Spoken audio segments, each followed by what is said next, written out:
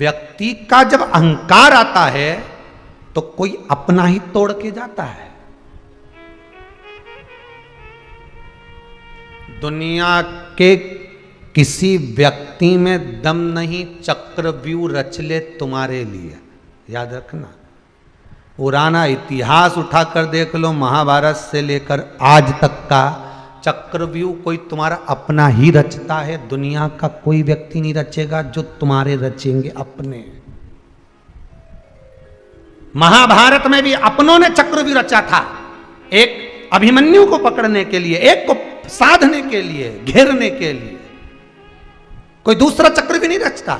जो तुम्हारे साथ रहता होगा, तुम्हारा अपना होगा, तुम्हारे मिठास में परिपूर्ण होगा, तुमको बर्बाद करने के लिए चक्रव्यूह वो रचेगा, कोई दूसरा नहीं रच सकता। पानी में छोड़ दो, गुरु मंत्र गया। हमने कहा है ऐसा कैसे गया भाई? ऐसे तो तुम गुरुजी को उठा के पानी में छोड़ दो, गुरुजी गया। ऐसे कहने से तुम्हें किसने अकल दी है, बुद्धि कि पीवल का पत्ता पे न गुरुजी का मंत्र लिख लो, ने नाम लिख लो, ने वो के पानी में बहता पानी में छोड़ दो, ने मंत्र गया तो समझ लो बस दूसरा गुरुजी का मंत्र ले लो। हमने कहा इतना बड़ा मंत्र है, ठीक है, जो गुरु ने दिया गुरुजी के पास जाओ और उनसे निवेदन करो कि हमको छोटा मंत्र दे दो, गुरुजी छोटा दे दे। बहुत सहज भाषा में समझिएगा इस व्रत शिव महापुराण कथा को कि व्रत बहुत बड़ा है, बहुत बड़ा व्रत है, तो उसको छोटा करने का भी तो तरीका शास्त्रों में कहा गया है। गुरुजी, हरतालिका तीज का व्रत इतना भारी होता है, करवा चौथ का व्रत इतना भारी होता है, तीज का व्रत इतना भारी होता है कि हम कुछ भी नहीं खाते, यहां तक कि मुख में जल भी आता है ना तो उसको भी हम निगल नहीं सकते।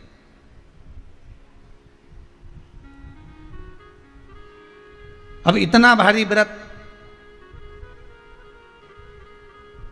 और शास्त्र कहता है कि हरतालिका तीज का उद्यापन तो पहले होता ही नहीं, एकादशी का तो हो जाता है। और यहां तो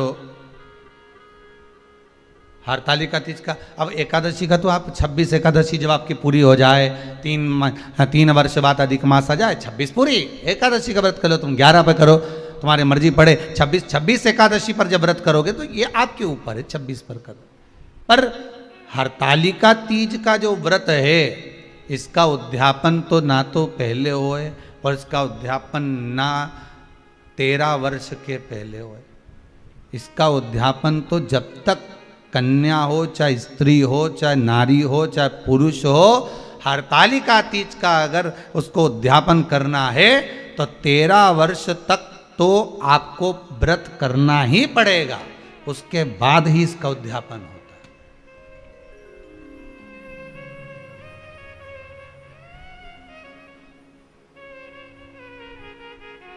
नहीं तो कहीं कहीं की माताएं तो बड़ी होशियार सोच के बैठी थी कि अब की साल उद्यापन कर, तो 13 वर्ष अगर आपके हो गए व्रत करते करते हरतालिका तीज का। हरतालिका तीज जानते हो ना?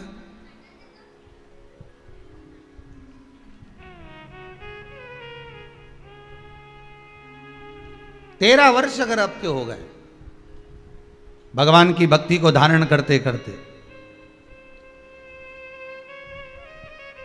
13 वर्ष अगर आपके हो गए हैं भगवती स्मरण करते करते,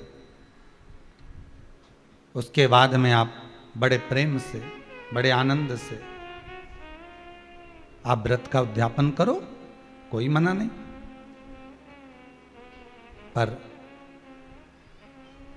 यदि आप उद्यापन कर रहे हो और आपका मन है कि मुझे उद्यापन करना ही है, तो 13 वर्ष तक जिस भाव से आप भगवान का व्रत कर रहे हो, साधना कर रहे हो, स्मरण कर रहे हो, उसी भाव से आप उसको करें।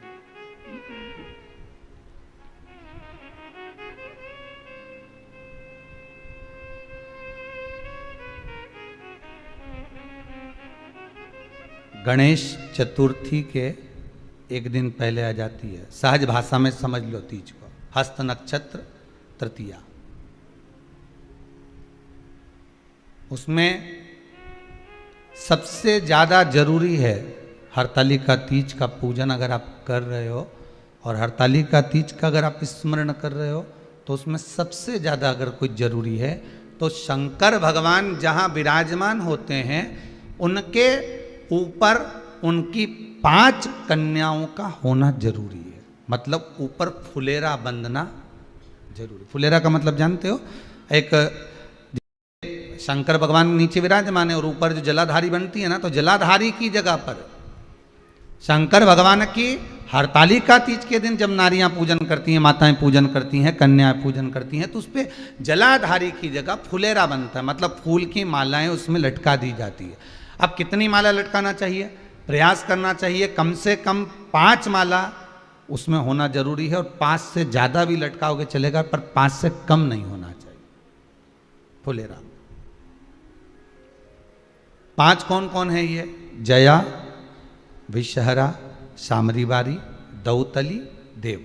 शंकर भगवान की 5 बेटी। इससे अधिक अगर आप लटका रहे हो तो शंकर भगवान की और भी बेटियों का व्याख्यान है। मनसा है, अशोक सुंदरी है, ये शंकर भगवान की पुत्रियां। नर्मदा जी का स्मरण आ जाता है, नर्मदा है। तो ऐसा बेटियों का तो आप ज्यादा लटकाओगे चले जाएगा, पर कम नहीं।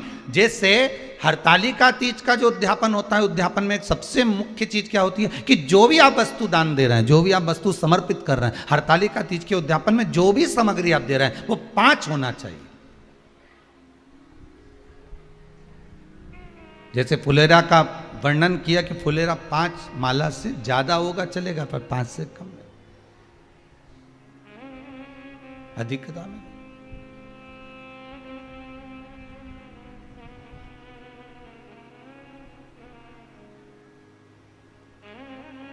सबसे पहली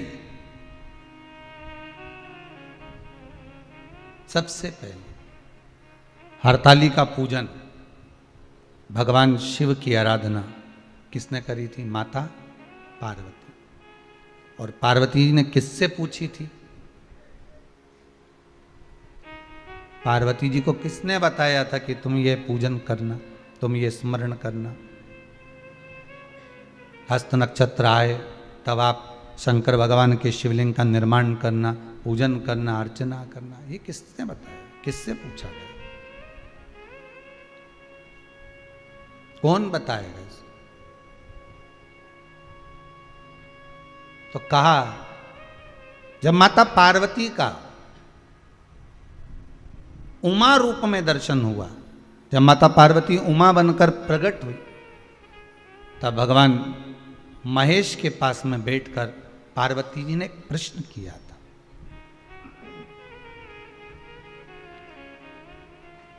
पार्वती जी भगवान शिव से एक प्रश्न कर रही, महेश भगवान से एक प्रश्न कर रहे।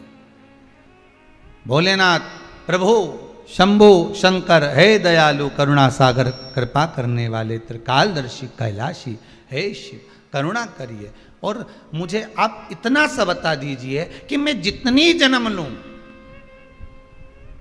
मैं इस मृत्यु लोक में जितनी बार आऊं, मैं इस भूमि पर जितनी बार जन्म लूं, अवतरण हो मेरा, जन्म हो मेरा, मैं जितनी बार प्रकट हूं इस पृथ्वी पर, आप मेरे पति बनकर मुझे मिले, उसके लिए मैं क्या कर सकती हूं?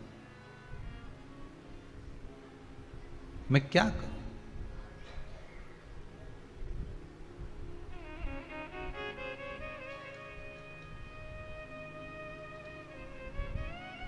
मैं कैसे आपको प्राप्त कर सकती हूं?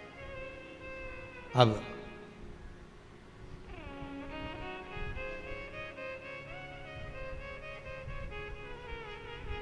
जैसे सबसे पहली करवा चौथ की पूजन किसने करी थी?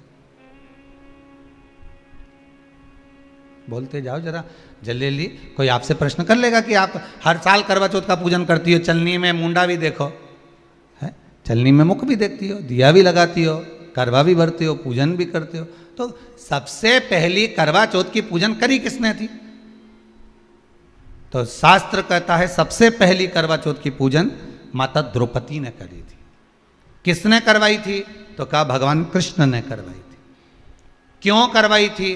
तो कहा अर्जुन द्रौपदी को छोड़कर नीलगिरी पर्वत पर तप करने चले गए थे।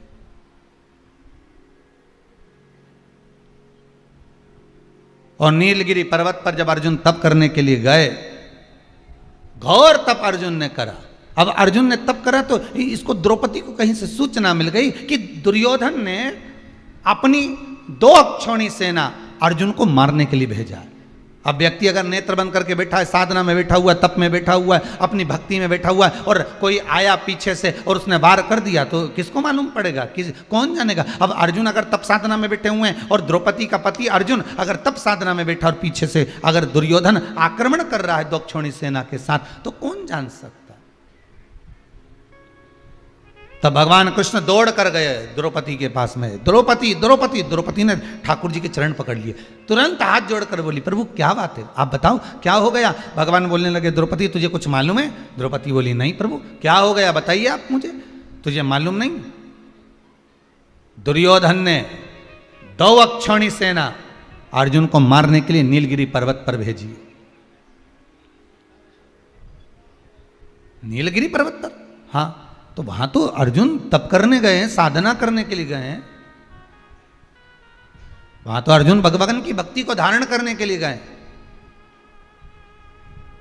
तो द्रौपदी ने कहा, अर्जुन अगर भगवान की भक्ति को धारण करने के लिए गए हैं और दुर्योधन ने अगर सेना भेज भी दी है, तो क्या मेरे पति की रक्षा वो परमात्मा नहीं करेगा, जिसका वो स्मरण कर रहा है, जिसका वो पूजन कर रहे हैं, जिसकी वो भक्ति को धारण कर रहा है। भगवान मन में सोचे, वो गया तप कर रहा है, उसी चक्कर में तुम्हें तेरे पास आया। भगवान ही आया है ना दौड़ के, दूसरा कोई तो नहीं आया ना। मार्ग दिखाने वाला कौन होता है?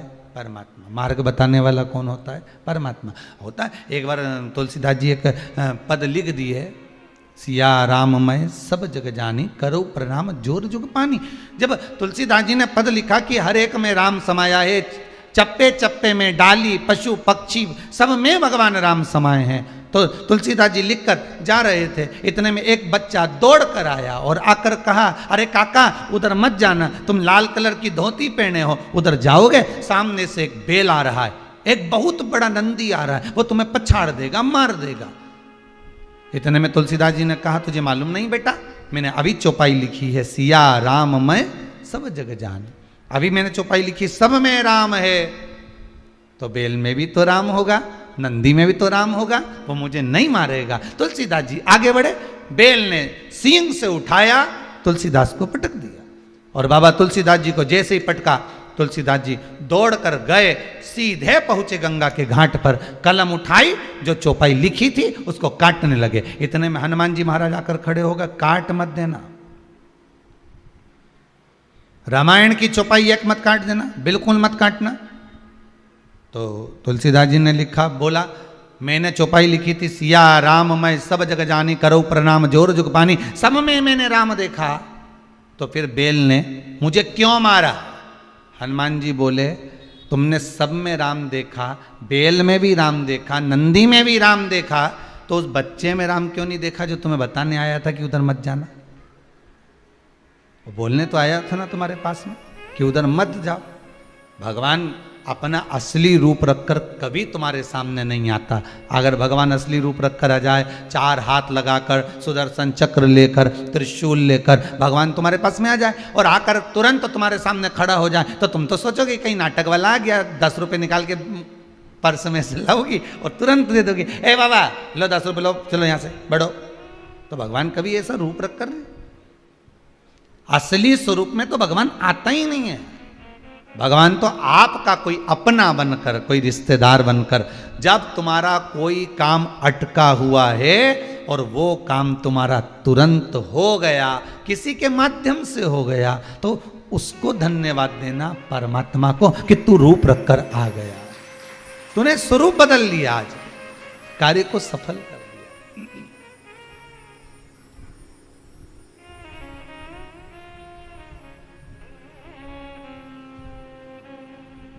उसको धन्यवाद दे सकते हो आप।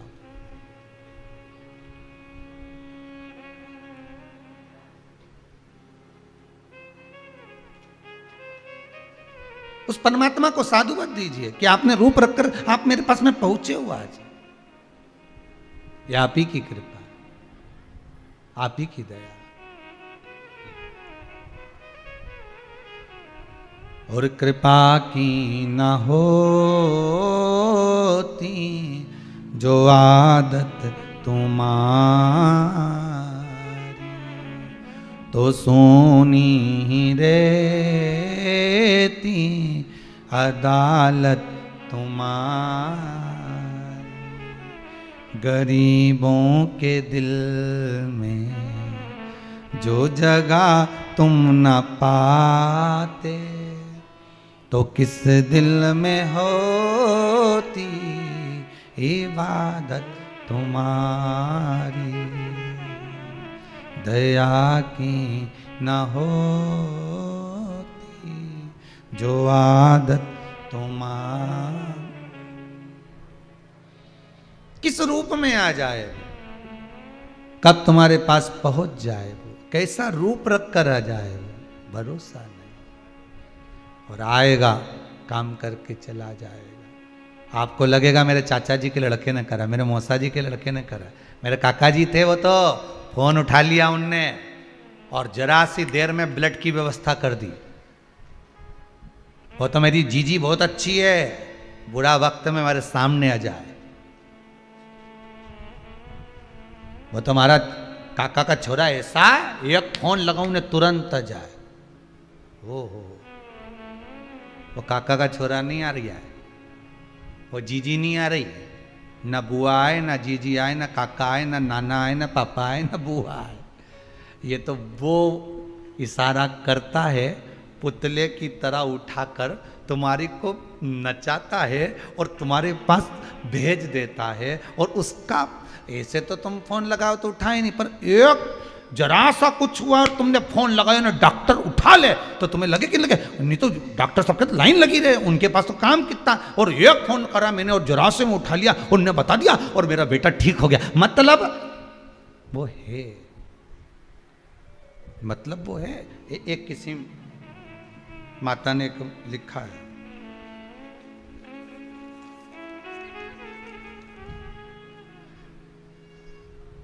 ये शायद दीप्ति जी अग्रवाल हैं, कोई इंदौर से बैठी हैं कहीं, उन्होंने लिखा है, मेरे पेट में गठान थी, डॉक्टर ने बोल दिया था गठान आपके पेट में है, इसका ऑपरेशन करना पड़ेगा। बैठी है कहीं तो, अच्छा आप ही हैं क्या? अच्छा अच्छा, इंदौर से आए आप जी। तो पेट में गठान थी, डॉक्टर ने ऑपरेशन का बोला था। मैं जनवरी में आई थी यहाँ, और बाबा की कृपा ऐसी रही भोलेनाथ जी की कि बाबा का बताया हुआ एक उपाय शिव महापुराण का, जो भी पूजन आपने बताया वो करा, उससे मेरा ऑपरेशन टल गया और गठान भी छोटी हो गई। बाबा की कृपा, बाबा करुणा करे, बैठिए, बाबा कृपा करे, दया करे, उसकी करुणा करे, इससे बढ़कर दुनिया में कोई सुख नहीं है। वो किस रूप में आता है, किस पल, किस घड़ी, किस क्षण पहुंच जाता।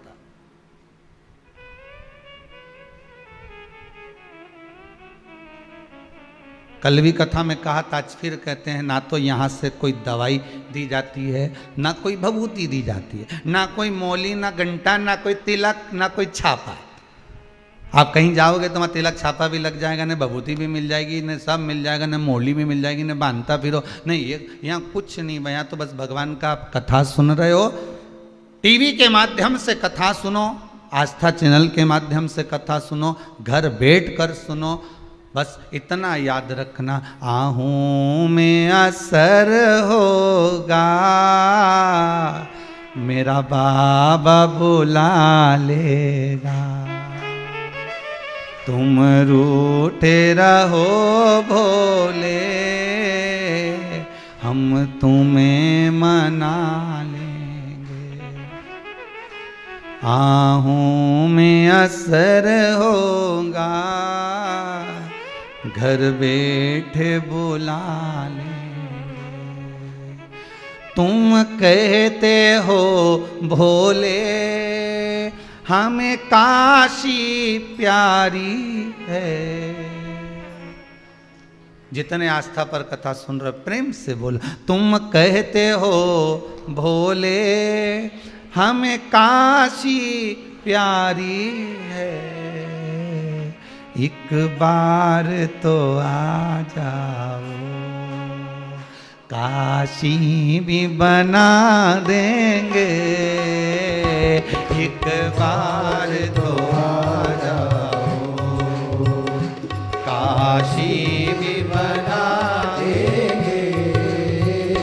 तुम रूठे रहो भोले, हम तुम्हें मना लेंगे, तुम रूठे रहो भोले, हम तुम्हें मना लेंगे। आहों में असर होगा, आहों में असर होगा, घर बैठे बुला लेंगे, आहों में असर होगा, घर बैठे बुला लेंगे।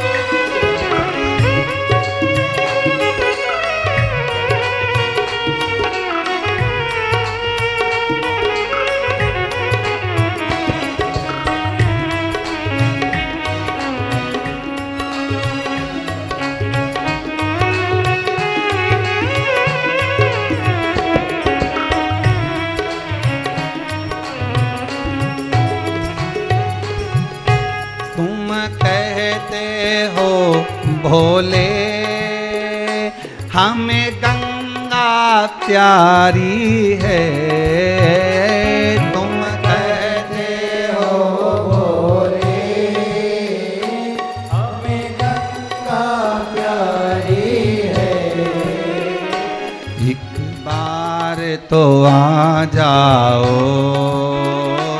एक बार तो आ जाओ, एक बार तो आ जाओ, एक बार तो आ जाओ, गंगा भी बुला लेंगे, एक बार तो आ शंकर हे दयालु, हे करुणा सागर, हे त्रिकालदर्शी, भी बुला लेंगे। तुम रूठे रहो भोले, हम तुम्हें मना लेंगे, तुम रूठे रहो भोले, हम तुम्हें मना लेंगे। आहों में असर होगा, घर बैठे बुला लेंगे, आहों में असर होगा, घर बैठे बुला लेंगे। तुम रूठे रहो भोले, तुम रूठे रहो भोले। अगर भाव शुद्ध है, निर्मल आपकी भक्ति है, और भाव अगर आपका शुद्ध है, निर्मल भक्ति है आपकी, तो भगवान आ जाएगा। आपको ना तो कोई डोरा बांधना पड़ेगा, ना आपको कोई भभूति खाना है, ना आपको कहीं जाना है, आप तो दिल से उसको पुकार लो, वो तुम्हारे पास दौड़ कर आ जाएगा, पर रूप बदल कर आए। तुम्हारा काका जी बन के, ने नाना जी बन के, ने बुआ जी ने फूफा जी बन के, ने चाचा जी ने पापा जी, सब बन के आएगा, रूप रख कर आएगा। तुम्हें लगेगा कि ये हमारा काका जी ने बहुत बड़ा काका जी है, तुम्हें लगेगा हमारा मामा जी ने फोन, मामा जी फोन नहीं उठाया, उठवाया उसने।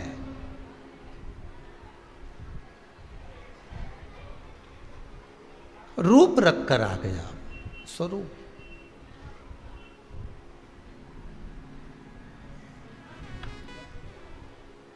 द्रौपदी को अगर व्रत करवा रहे हैं तो कौन करवा रहा है? भगवान कृष्ण। द्रौपदी कर रही है मेरा पति तप करने गया है, साधना करने गया है, और अगर मेरे पति अगर तप साधना करने गए हैं तो उसकी रक्षा भी तो भगवान को ही करना चाहिए। मान लो अगर तप साधना करने गए हैं तो रक्षा भी तो मेरा भगवान ही करेगा। तो भगवान कृष्ण मन में सोचे मैं ही तो खड़ा हूं, मैं स्वयं तो खड़ा हूं।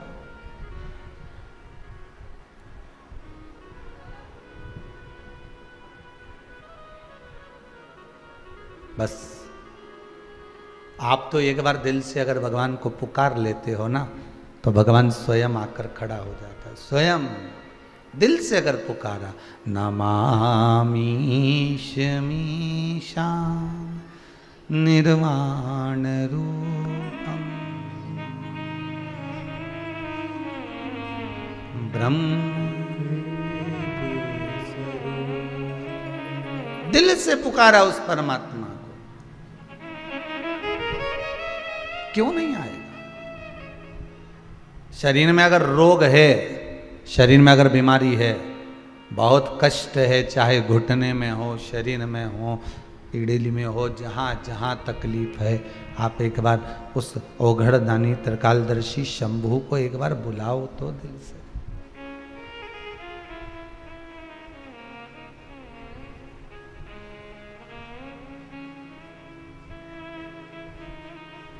उसको आप बोलो, मेरे राम को, मेरे कृष्ण को, मेरे शिव को एक बार दिल से पुकारो तो।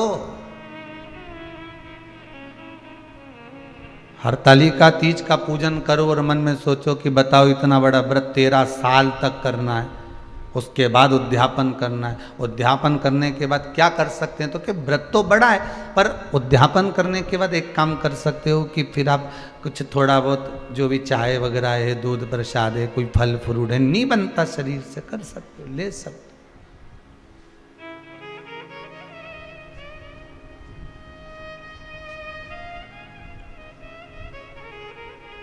तो सबसे पहले करवा चौथ का व्रत किसने करा था? माता द्रौपदी ने। किसने करवाया था? भगवान कृष्ण ने। द्रौपदी से कहा था कि तुम इस व्रत को करो, पात्र जल का भरो, सूर्य को अर्घ देकर पति की उम्र की वृद्धि के लिए ये कार्य करना। आज के जमाने में जब करवा चौथ का व्रत आता है तो हिंदू धर्म के ही कुछ लोग नए नए कमेंट्स लिख लिख कर भेजते जाते हैं। व्हाट्सएप पर नया नया कुछ भी लिख कर भेज देंगे कि आज कहीं लिख देंगे कि इसकी पूजन होए न, कहीं उसकी पूजन होए, तो कहीं के ऐसा तो कहीं वैसा, लोग कमेंट्स करते हैं। हमारे ही लोग मैसेज बना लेते हैं, एक ग्रुप में भेज देते हैं, उस ग्रुप से उठाया दूसरे ग्रुप में चले गया, दूसरे ग्रुप से तीसरे ग्रुप में चल गया। ये हम अपने धर्म की हंसी उड़ा रहे हैं, दूसरे के धर्म की नहीं।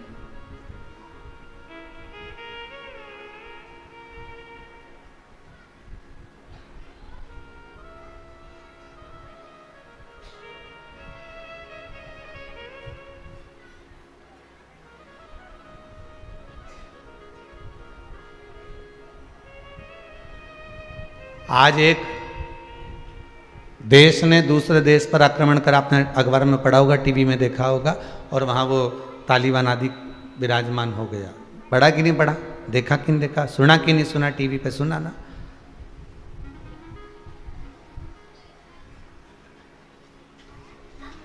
कारण क्या था कि जितने उस में निवास करने वाले थे उस देश में, उनका आपस में प्रबलता बल नहीं था। भारत की भूमि पर निवास है आपका, सभ्यता और संस्कृति की जननी है भारत माता। घर परिवार कुटुंब कबीला बाद में भी काम आ जाएगा, पर भारत माता के लिए जब हिंदुओं को जगाने की बारी आ जाए तो एक बार सारा हिंदू एक जगह पर जब स्थिर हो जाए, खड़ा हो जाए, तो किसी की सामर्थ्यता नहीं कि कोई झांक कर देख, कोई झांक कर देख ले। पर गलती हमारी है। अगर एक कोई हमारा ही भाई आगे बढ़ता है तब उसको टांग खींच कर पीछे लाने का प्रयास कर देते। धर्म को जब जोड़ने की बारी आती है तो हम उसको तोड़ने का प्रयास कर देते हैं। और हम सोचते हैं कि हम सबसे बड़े, हम सबसे प्रबल, हम ये नहीं नहीं नहीं, हम तोड़ रहे हैं, जोड़ नहीं रहे।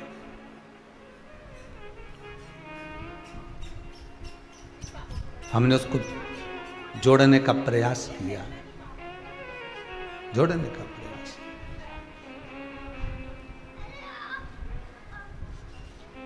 धर्म की जय हो, अधर्म का नाश। प्राणियों में विश्व का, ये जितनी चीज तुमने यहां बोली, इतनी चीज किसी दूसरे देश ने आज तक बोली?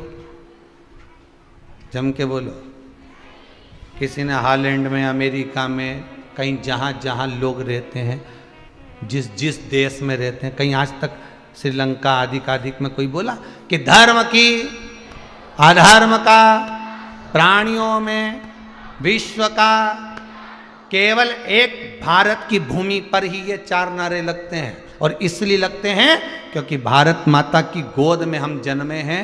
यहाँ हमको जो संस्कार दिया जाता है वो दुनिया को कल्याण के लिए दिया जाता है। यहाँ से जो निकलता है वो जन कल्याण के लिए निकलता है। गंगा मैया इसी भूमि से निकली जन कल्याण के लिए। यमुना, सरयू, सरस्वती आदि नदियां प्रकट हुई जन कल्याण के लिए, किसी एक का कल्याण नहीं, सर्व जगत हित के लिए, संपूर्ण विश्व के कल्याण। आपको कहीं जाना नहीं है। अगर आपको तकलीफ है, कष्ट है, रोग है, बीमारी है, आप जाओ डॉक्टर को दिखाओ, मना नहीं। उसने बोल दिया जांच करा लो, जांच करा लो, पर एक विश्वास, एक भरोसा उस देव, अधिदेव, महादेव पर भी करना।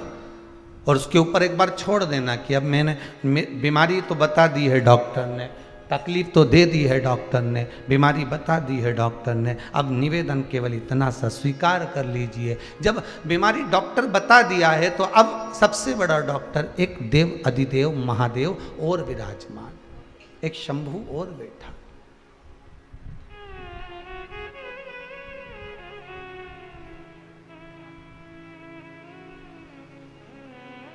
और माना भगवान से अपना दोष भी कहना कि माना हम दोषी हैं, कि माना के मैं पतित बहुत हूँ। माना हम पतित हैं, माना हम दोषी हैं, पर पतित पावन तेरो नाम, ओ शंभु त्रिपुरारी। बस तेरा नाम भी तो पतित पावन है। हम पतित हैं तो तू पतित पावन है।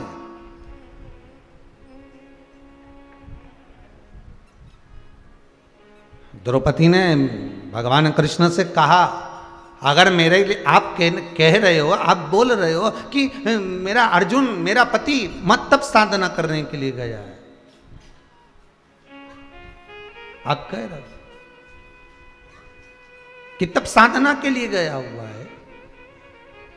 और दुर्योधन ने अगर सेना भेज दी है तो उसमें मैं एक बात तो कहूंगी कि जिसका तप कर रहे हो, जिसकी साधना कर रहे हो, वो बचाएगा कि नहीं बचाएगा? वो बचाएगा कि नहीं बचाएगा?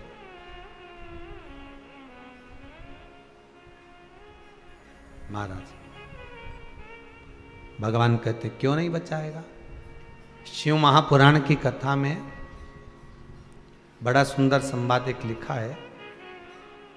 यदि व्यक्ति 24 घंटे भगवान का नाम नहीं ले, मात्र एक क्षण भगवान का यदि वो नाम ले लेता है, कितना क्षण? एक क्षण भगवान का नाम ले लेता है, और प्रतिदिन एक क्षण ही नाम ले रहा होता है, तो भी भगवान की दृष्टि से वो दूर नहीं होता, भगवान के वो करीब हो जाता है, दूर नहीं है।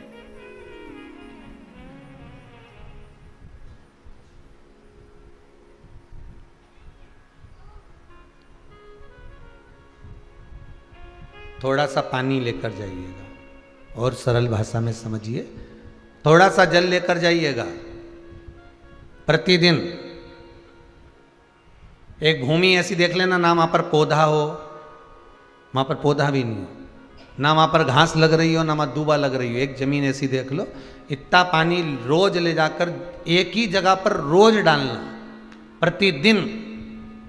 ना वहां पर घास हो, ना वहां पौधा हो, ना वहां पर कुछ बीज हो, तुम रोज पानी डालना, अपने आप वहां पर कुछ ना कुछ तो अंकुरित हो ही जाएगा।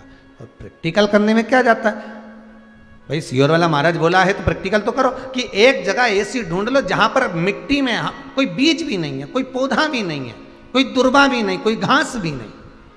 हम तो रोज थोड़ा सा पानी ले जाकर डालो, रोज पानी ले जाकर डालोगे तो वहां कुछ ना कुछ तो अंकुरित हो ही जाएगा, कुछ ना कुछ तो थोड़ा ना थोड़ा अंकुरित हो जाएगा, कुछ निकल ही जाएगा, कुछ एक छोटा सा पौधा निकलेगा जरूर, एक घास निकले, एक दुर्बा निकले, कुछ भी निकले, पर निकलेगा,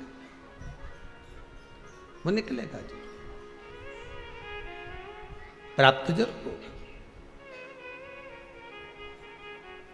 उसी तरह आप रोज रोज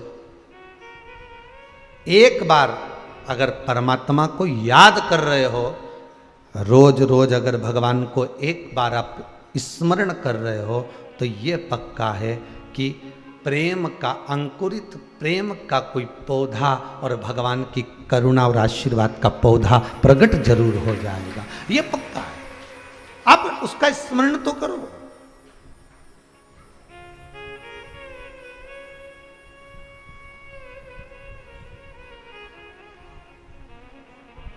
आप उसका स्मरण ही नहीं कर रहे हो तो वो कहां से प्रकट होगा। आप तो जादू के चक्कर में पड़े हो कि कहीं मेरे को ऊपर ऐसा हो जाए और तुरंत मेरा काम, नहीं नहीं नहीं, उसका नित्य प्रतिदिन भगवान का स्मरण कर कर देखिए, प्रतिदिन उस परमात्मा का नाम जाप कर कर देखिए, प्रतिदिन उस परमात्मा का स्मरण कर कर देखिए, तब वो प्रकट तो हो जाएगा, कैसे भी हो, अंकुरित भाग प्रकट हो। करो। द्रौपदी, तुम्हारा पति अगर वन में बैठा हुआ है तो तुम एक काम करो, पात्र में जल लेकर कुछ भाग तैयार कर कर ब्रह्म मुहूर्त से लेकर चंद्र प्रकट हो तब तक आप व्रत को धारण करो, करवा चौथ का व्रत। द्रौपदी ने सबसे पहले करा।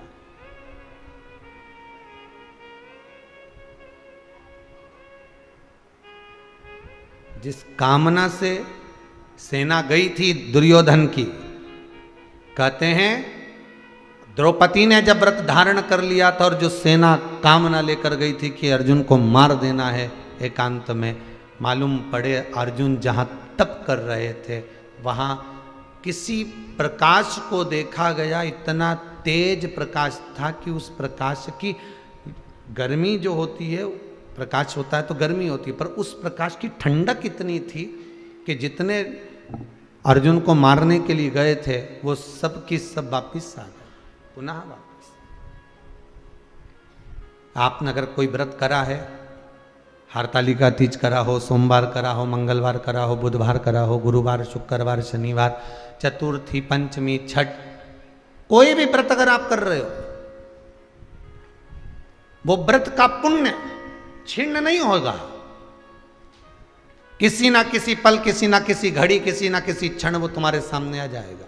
कल एक हमारे एक परिचित में एक शर्मा आंटी आई थी, वो कह रही थी गुरुदेव ऐसा हो गया, मेरे यहाँ इतनी तकलीफ चल रही है, तो क्या मैं पूजन करना छोड़ दूं, क्या मैं उपास छोड़ दूं, क्या मैं व्रत छोड़ दूं? तो तकलीफ होगी तो क्या खाना छोड़ दोगे? अरे बोलो तो जम के जरा, नहीं ना। अगर पेट दुखता है आपका, सिर दुखता है आपका, शरीर में कष्ट होता है आपको, तो आप डॉक्टर के पास जाते हो, वो दवाई भी लिख देता है, उसके बाद भी आप पूछते हो कि नहीं पूछते कि मैं खाऊं क्या क्या? तो डॉक्टर को भी थोड़ी सी तो मुस्कुराहट आई जाती होगी, हंस भी देता होगा कि पेट दुख रहा है तो खाने की क्या जरूरत है, ये दवाई दी है या खा ले। पर नहीं, ये तो सब अलग प्रसंग है, ये तो सब अलग बात है। पर डॉक्टर से तुम पूछती मैं क्या क्या खाऊं, तो डॉक्टर बोला हल्का हल्का खाओ, एकदम लाइट लाइट। तो इसने सोचा हल्का कैसे होगा, तो फिर इसने सोचा पानी तो ठीक है, पानी हल्का होता है, पर पानी से हल्का क्या हो सकता है? तो उसने सोचा इस पे तेल डाल के देखता हूँ। पानी पे तेल डाल के देखा तो तेल हल्का हो गया, मतलब पानी पे तेरे तो हल्का। अब इसने सोचा तेल से हल्का क्या हो सकता है? रोटी बने तो भारी पड़े, पराठा बने तो भारी पड़े। तो इसने रोटी की लोई बना के उसको बेल के पूड़ी जैसा तेल में डाल दिया। अब पूड़ी तेल के ऊपर तेरे, तो पानी के ऊपर तेल तेले तो तेल हल्का, और तेल में पूड़ी तेरे तो पूड़ी हल्की। तो इसने सोचा इससे जोरदार हल्की चीज कुछ नहीं। तो अपनी पत्नी से कहा, सुन, डॉक्टर साहब बोले हल्का खाना है।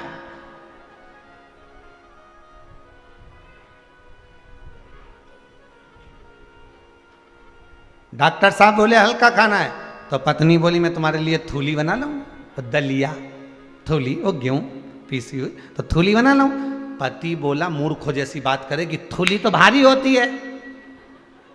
तो क्या भारी कैसे होती है? कि बना के देख। अच्छा, अब उसने थूली बनाई। अब पति ने कल ला जरा कटोरा में दूध लेकर आ, और कटोरे में दूध लाई, जो थूली डाली तो थूली नीचे बैठ गई। ये देख भारी है कि नहीं।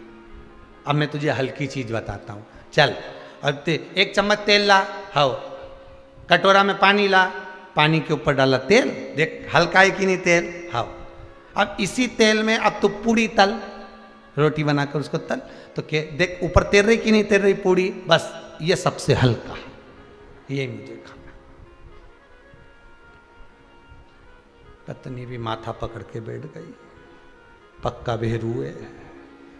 अब हल्का, इससे हल्का कहां ढूंढोगे? नहीं नहीं, हम क्या खाएं? शरीर में कष्ट है, तो पूछ रहे हैं डॉक्टर से कि हम खाएंगे क्या?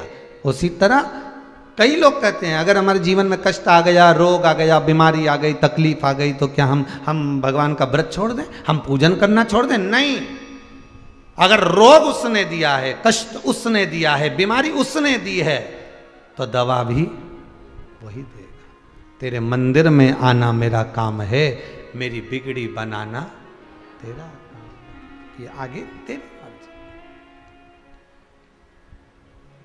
तेरी चौखट पे मैं तो आ ही गया, ओ मुझे दर्शन दिखाना तेरा काम है, मेरे दुख को मिटाना तेरा काम है, मेरी झोली भर जाना तेरा। ये तुम्हारे ऊपर है। पार्वती जी ने जो प्रसंग छेड़ा है,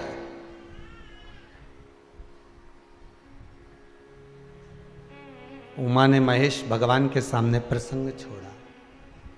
वो कोई ऐसा व्रत बता दीजिए, कोई ऐसा उपवास बता दीजिए, कोई ऐसा साधन बता दीजिए जिस साधन के बल पर आप मुझे बारंबार प्राप्त हो।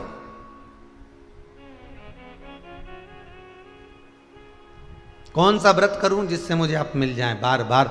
जितने जन्म लूं उतनी बार आप ही मिले, आप ही।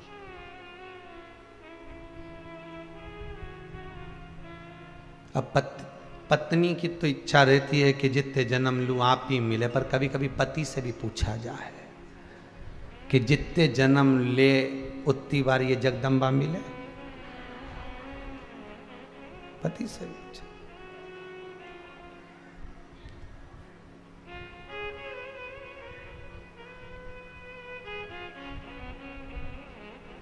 तो भगवान भी कह देगा मिलेगी तो यही, पर थोड़ी डिजाइन चेंज कर दूंगा। तो फिर पति भी बोला डिजाइन भले मत चेंज कर जे, पर इसका बुद्धि चेंज कर, और कहीं नहीं चाहिए। डिजाइन तो चलेगी यही है, पर साड़ी वही की वही चलेगी, पर थोड़ा सा पैटर्न चेंज कर दो, नीचे थोड़ी सी गोटा जड़ी लगा दो तो थोड़ी सी ठीक दिखे। बस ये है अच्छी, ठीक है, कई दिक्कत नहीं है, बहुत बढ़िया काम भी सब करे ने, पूरा परिवार के संभाल के चले ने, आगे आगे बढ़ के करे ने, कोई नहीं करे ने, 10-20 का खाना अकेली बना ले, ये अकेली खिला दे, दमदार है, बाजार भी अकेली चली जाए, सब कुछ अच्छा है, इसमें कोई कमी नहीं है, एक रत्ती की कमी नहीं इसमें। फिर क्या दिक्कत है? बस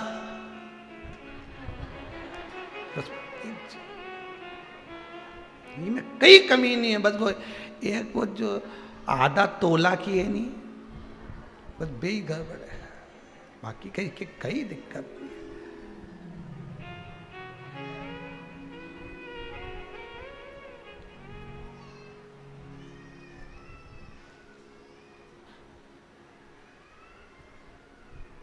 वो कहते हैं ना, यदि अपनी आंखें निगाहें, आज के जमाने में वाणी ऐसी बोलिए जो जम के झगड़ा, और उससे मत बोलिए जो तुमसे तगड़ा, उससे ना बोलिए, प्रेम की वाणी बोलो।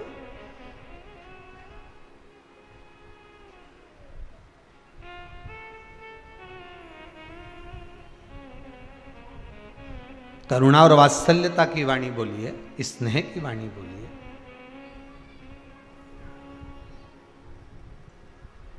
समझने वाला व्यक्ति कुछ भी समझे, पर आपकी वाणी की मिठास तब पूर्ण होना चाहिए।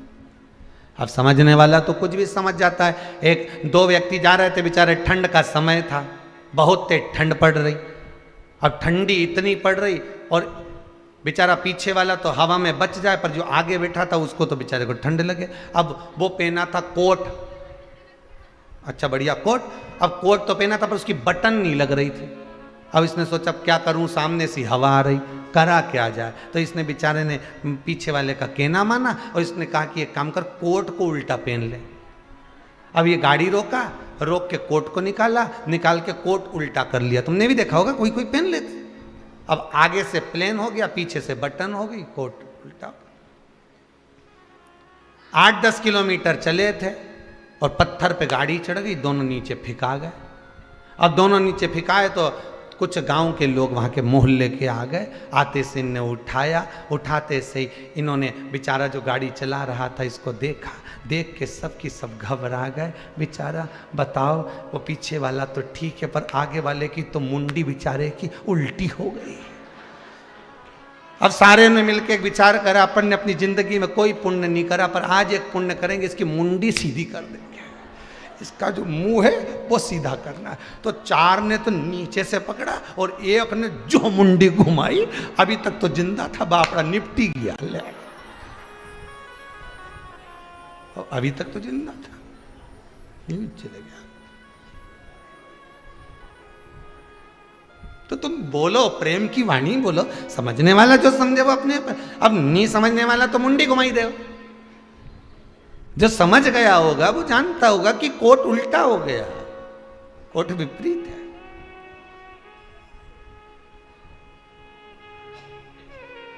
माता उमा ने पूछा भगवान महेश से, आप हर जन्म में मुझे मिलो, उसके लिए मैं क्या करूं, आप बताओ।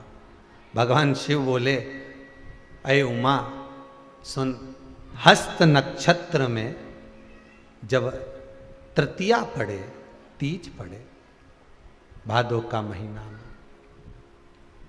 सुन, उस तीज पर जब तू मेरी आराधना रात्रि भर करे तो मैं तुझे हर बार प्राप्त होता जाऊं। अब दुनिया के लोगों कहते हैं कि पार्वती ने ही हरतालिका तीज का पूजन प्रारंभ करा था। केवल पार्वती ने नहीं, इससे पहले पार्वती माता के जितने अवतार हुए, हर अवतार में, हर जन्म में माता पार्वती, कभी उमा, कभी कात्यायनी, कभी कुष्मांडा, कभी चंद्रघंटा, कभी स्कंदा, कभी सती, जितने अवतार माता पार्वती के हुए, हर अवतार में माता पार्वती जी ने शिव को पाने के लिए हरतालिका तीज का व्रत धारण किया है, हर अवतार में।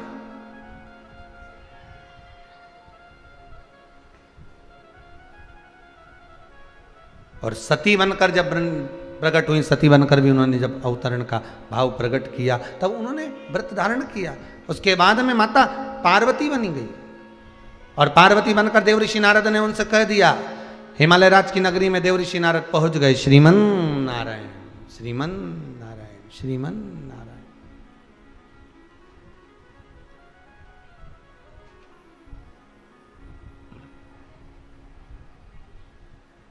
पहुंचे,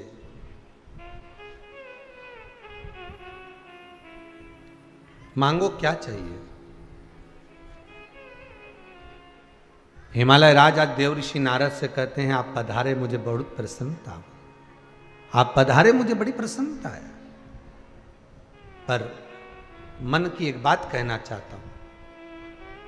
मेरी बेटी का भाग्य बता दीजिए कि इसके भाग्य में क्या लिखा है।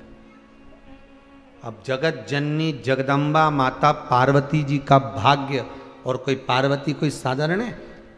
मैनावती जिनकी माता हो। कौन मैनावती? पितरों की बेटी मैनावती जिनकी माता हो। पितरों की बेटी मैनावती जिसकी माता, और उन पितरों की ये बेटी की बेटी ये पार्वती, इसका भाग्य बताना कितना कठिन। अरे गरुण पुराण में लिखा हुआ है, अगर देवता देख लेते हैं जीव आत्मा को, गरुण पुराण में लिखा है, जीव आत्मा को देख लेते हैं कि इसके भाग्य में धन नहीं है, भगवान विष्णु ब्रह्मा जी से कहते हैं इसको अभी लक्ष्मी मत देना, अभी इसकी गोदी में बच्चा मत देना, अभी इसको संतान मत देना, अभी इसको मकान मत देना, अभी इसको ये मत देना। भगवान विष्णु स्वयं ब्रह्मदेव को कह रहे हैं इसको मत देना, ये कितनी भी गिड़गिड़ाए रोए चाहे माथा बड़ी के, मत दे इसको। ब्रह्मा जी नहीं देते, ब्रह्मदेव नहीं देते।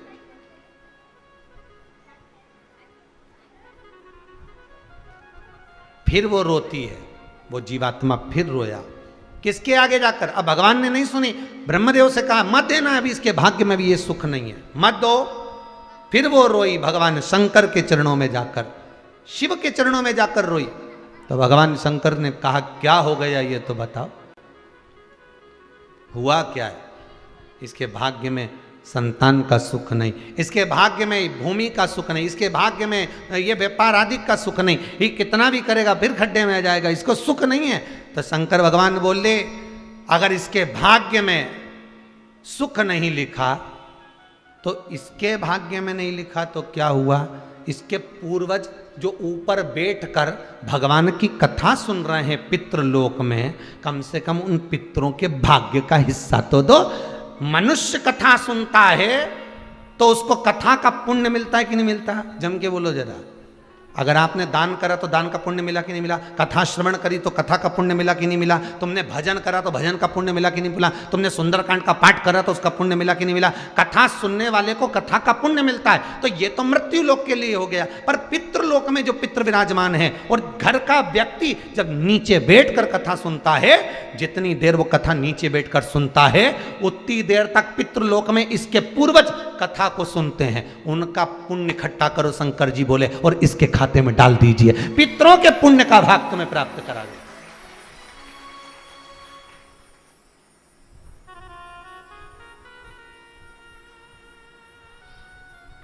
बहुत बड़ी बीमारी बता दी, बहुत बड़ी बीमारी। अब तो ऑपरेशन कराना पड़ेगा, अब तो ऐसा करना ही पड़ेगा, अब तो यूं करना ही पड़ेगा। हो इसका कोई दूसरा तरीका नहीं है क्या साहब? नहीं, तरीका हम तो देखेंगे, फिर तरीका निकाला। एक काम करो, थोड़े दिन तक फिर ये टेबलेट खा के देख लो, इसके बाद फिर अपन एक जांच और कर लेंगे, जांच करने के बाद फिर हम देखेंगे अगर होगा। अगर तुम डायरेक्ट उसने कहा और तुम चले गए वो बात, पर तुमने कहा डॉक्टर साहब एक प्रार्थना और स्वीकार कर लीजिए कि थोड़ा सा कुछ और देख लीजिए, तो 8 दिन दवाई खा के देखो, फिर अपन जांच कराएं, कुछ होगा देखा जाएगा। उसी तरह जब हर तरह से हताश हो जाओ, दुखी हो जाओ, ना व्यापार, ना व्यवसाय, ना धन, ना दौलत, ना संपदा, ना शरीर, रोग, बीमारी, तुम हर तरह से दुखी हो जाओ, सब दूर भटक लिए, अंत में शिव की शरण में जाओ, शंकर जी से जाकर कहना, तो शंकर कुछ ना कुछ लाइन, गली, क्यारा, कहीं ना कहीं से तुम्हारी गाड़ी को निकाल कर बाहर कर ही देगा, ये पक्का है। भगवान उसे कहीं ना कहीं से निकाल कर कैसे भी करे तुम्हारी गाड़ी को धक्का तो लगवा ही देगा। और बाबा कहीं से भी कराए, पितृलोक से, देवलोक से, कहीं से भी कराएगा, पर दे देगा, उसकी कृपा है,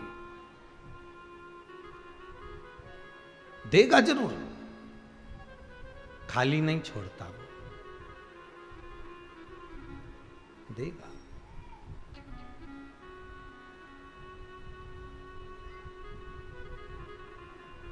देने में कमी नहीं रखेंगे। तू ही मेरा सेठ है, तू ही साहूकार है, अब ब्याज पे ब्याज मत जोड़ना, भोले जी मेरी लागी लगन मत तोड़। अब माना हम पापी, हम कपटी, हम छली, अपनी अपनी बुराई गिना दिया करो साहब, रखना नहीं है।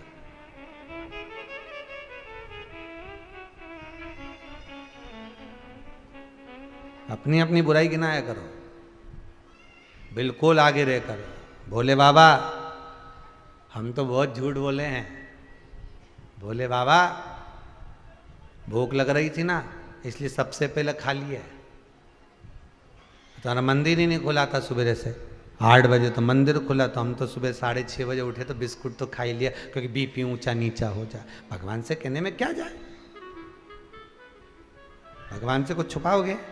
अरे बोलो तो जर, भगवान तो खुद कैमरा है, सब देख रिया है। तुम दुनिया के लोगों से छुपा सकते हो पर उससे नहीं। आज हमारा एकादशी का व्रत है, भूखी रहते नी बनी भगवान, इसलिए सुबह से 1 गिलास दूध की राजगरा की खीर बना के निपटा गई। पर कई करूं भगवान, भूखी नहीं रिवाय मार से, भूखी नहीं रिवाय। कल कोई भैया पूछ रहे थे, गुरुजी हमारे यहाँ महाराज जी कथा करने आते हैं तो वो उपास रखते हैं 7 दिन भागवत जी में, और वो एक टाइम भोजन करते, एक टाइम फलार करते। और एक महाराज जी पहले आए तो वो तो भोजन ही नहीं करते थे, फलार ही फलार करते थे। तो तुम क्या करते हो? हमने कहा दोनों टाइम खूब चरे, नहीं बने खूब। इस शरीर को जो बने वैसा करो। देखा देखी में, किसी के देखा देखी में एक ने रख लिया, देखा देखी में काम बिगड़ गया। और वो कथा याद करो ने, देखा देखी में लिखने को आ गया कक्षा 8वीं का एग्जाम, एक के पीछे एक बच्चे बैठे, परीक्षा में ऐसे बैठे, लिखने को आ गया कि दिल्ली की सबसे बड़ी मीनार का नाम लिखो। आगे वाले ने लिख दिया दिल्ली में कुतुब मीनार है, पीछे वाले ने आगे वाले का देख के लिख दिया दिल्ली में कुतिया बीमार है। काम बिगड़ गया। अब याद ही के भी था, याद इसको भी था कि दिल्ली में कुतुब मीनार बड़ी, पर इसने सोचा आगे वाले का देख के लिख दो, तो उसने लिख दिया कुतिया बीमार है। आगे वाले का देख के उसने थोड़ा गड़बड़ हुआ लिख दिया। देखा देखी में काम बिगड़ जाता है। कोई सोमवार का व्रत रख दिया, कोई मंगलवार का व्रत रख दिया, और कई नवरात्रे का व्रत रख रहे, हम तो 1 लौंग पे करें, भूखे देखा देखी दूसरे दिन कर लिया 1 लौंग पे, और ऐसी पड़ी हॉस्पिटल में कि नाक की भी लौंग बाहर। अब कई करे भाई 1 लौंग पे व्रत कर, तो देखा देखी क्यों करो? तुमसे जितना बने उतना करो। कलयुग केवल नाम आधारा, सुमर सुमर नर उतरहि पार। तुमसे जितना बने, तुम भगवान का भजन करना है तो किसी के दिखावे में नहीं, किसी के उसमें प्रभाव में, तुम तो अपने मन से करो, तुम अपने मन से करो।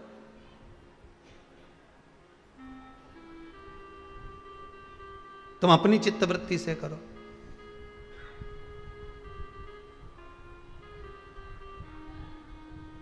अब आप लोगों ने वो श्रावण के महीने की शिवरात्रि पर शंकर जी की पूजन करी, सब ने अपने अपने घरे करी कि नहीं करी? बोलो ईमानदारी, करी ना? तुम्हारे कोई पीला चावल देने गया था क्या? नहीं गया। नहीं कोई बोलने गया? नहीं। तुम्हारे हृदय में शंकर आया, तुमने करी। आज एक माता जी को आई थी, वो कह रही थी गुरुजी कई अनुष्ठान करवाया, कई शंकर जी की पूजन कराई, महाराज तो सारा काम निपटी गया। कहाँ गई वो अम्मा? बैठी थी, मेरी लड़की का जॉब लग गया ने, उसकी सर्विस ऊंची हो गई ने, ये हो गया। शिव की भजन में, स्मरण में तुम दिल से अगर कुछ कर रहे हो, दिल से भगवान को पुकार रहे हो, तो वो कहीं पर कोई कमी नहीं रखता। बस उसको मन में बिठा कर, चित्तवृत्ति में बिठा कर, देखा देखी में नहीं। उसने देखा देखी में कुछ करा, अपने को नहीं करना देखा देखी में। देखा देखी में तो सारा काम बिगड़ी जाए, एक भी अच्छा काम नहीं हो देखा देखी में, एक भी नहीं।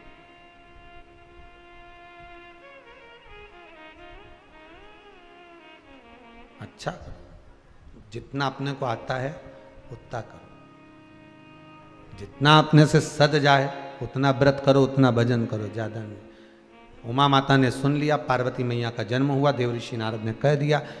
देवऋषि नारद से कहा इसका भाग्य बता दो। नारद जी ने सीधी सीधी बता दी, इनके जो पति होंगे भस्मधारी, जटा जूट बांधे हुए, मृगछाला पहने हुए, हाथ में सुंदर त्रिशूल होगा, गले में मुंड की माला होगी। इतने में मैनावती की आंख में से आंसू बहने लगे। उन्होंने कहा हम तो छोरी नहीं भी आएंगे दादा, ऐसे कई छोरी भी आए, बेटी का ब्याह करे तो अच्छा लड़का देखे, अच्छा परिवार देखे, अच्छा कुटुंब देखे, सब देखना पड़ता है। पहले के जमाने में और आज के जमाने में कितना अंतर आ गया। पहले के समय में लड़की के लिए लड़का ढूंढा जाता था तो कहा जाता था 4-5 काका ससुर ताऊ ससुर होना चाहिए, 8-10 बुआ हो, 6-7 मामा ससुर, 2-4-6 मौसी ने मौसा जी, तब देवर 2-4, तब बेटी को ब्याहते थे। आज के ज़माने में तो लड़की के लिए लड़का देखें तो देखना जरा डोकरी नहीं हो तो अच्छा, सास नहीं होनी तो सबसे अच्छा, ससुरा अकेला बेचारा वो तो चुप रहेगा, उसका कहीं जाए वो चलेगा, ठीक है। और बस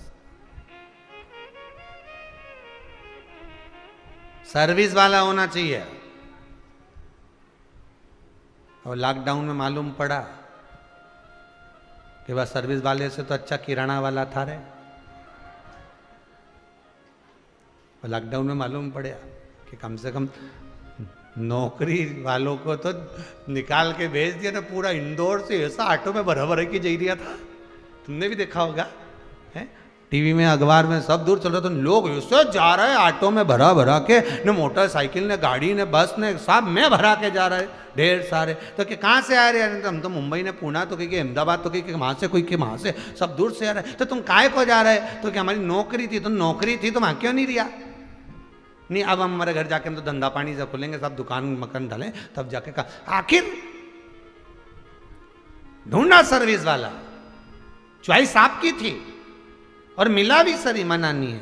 पर भगवान से कहना जो मेरे भाग्य में लिखा हो, वो सर्विस वाला हो, धंधे वाला हो, नौकरी वाला हो, कैसा भी हो, पर वो मेरे भाग्य में लिखा हो और मेरे को सुख मेरे भाग्य में लिखा हो। हम दोनों जब रहें तो प्रेम वश रहें, मालूम पड़े तलवार और भाला लेके रोड पे ना मिले। ऐसी तो शादी का पहला साल पति बोले पत्नी सुने, शादी का दूसरा साल पत्नी बोले पति सुने, और शादी के बाकी के साल पति पत्नी दोनों बोले न मोहल्ला सुने। ऐसा नहीं चाहिए।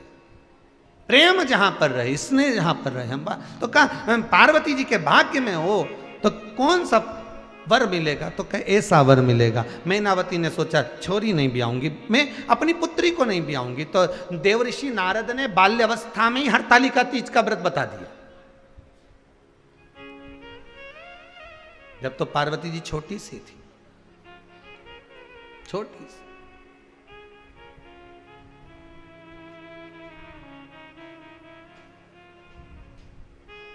और बता दिया अगर ये कन्या शंकर की आराधना करेगी तो इसको जो पति मिलेगा वो शिव मिलेगा।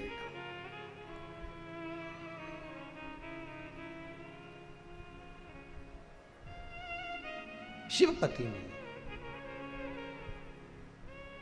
और पार्वती जी ने सुन लिया, समय निकला।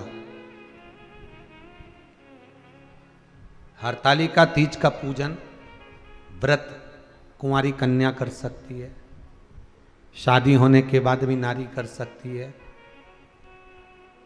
अंतिम अवस्था तक प्राण छूटे तब तक हरतालिका तीज का व्रत नहीं छोड़ना चाहिए। एक व्रत हमेशा याद रखो, एक एकादशी और एक हरतालिका।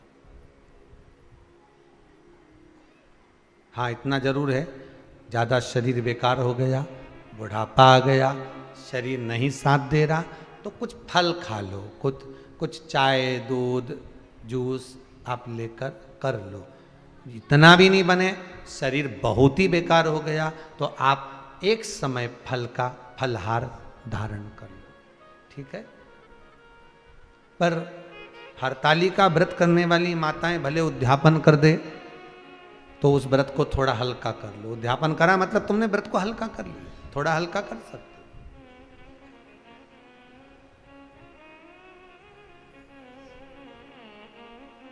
देवऋषि नारद ने जो बचपन में कहा था, बाल्यावस्था में जो देवऋषि नारद धारण करे थे, व्रत बताया था देवऋषि नारद ने कि शिव की आराधना करे कर लेगी तो जीवन का सुख पा जाएगी। शंकर की आराधना में वो सुख है जो दुनिया में कहीं नहीं।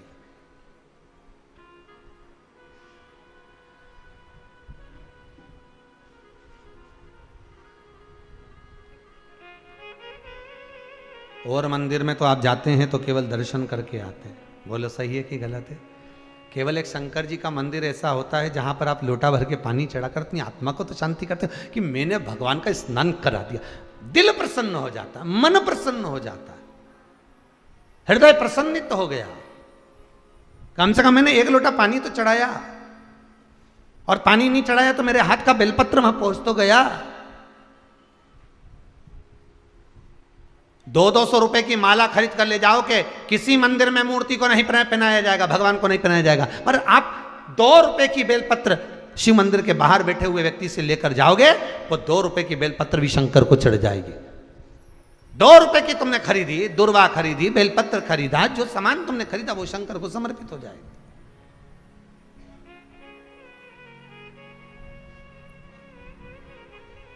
कितनी सुंदर प्रसंग है। पपीता लेकर जाओगे, सेव फल लेकर जाओगे, केले लेकर जाओगे, तो वो भी शंकर जी के पास में जो थाली रखी रहेगी उसमें धर देंगे। पर शंकर जी को जो प्रिय है आंकड़े का फूल, धतूरा, बेर, ये क्या थाली में धरेगा? शंकर जी की भोलेनाथ जी। शंकर जी बोले मेरी चीज मेरे तक आ जाती है, जिनके काम की उनके पास पहुंच जाती है। हमारे काम का जो सामान था वो हमारे पास आके, बेलपत्री हमारे काम की, धतूरा हमारे काम का, बेर हमारे काम का, आँख का फूल हमारे काम का, ये सब जो हमारे चीज है हमारे काम की है, हमारे पास आना चाहिए, वो हमारे पास पहुंच गई।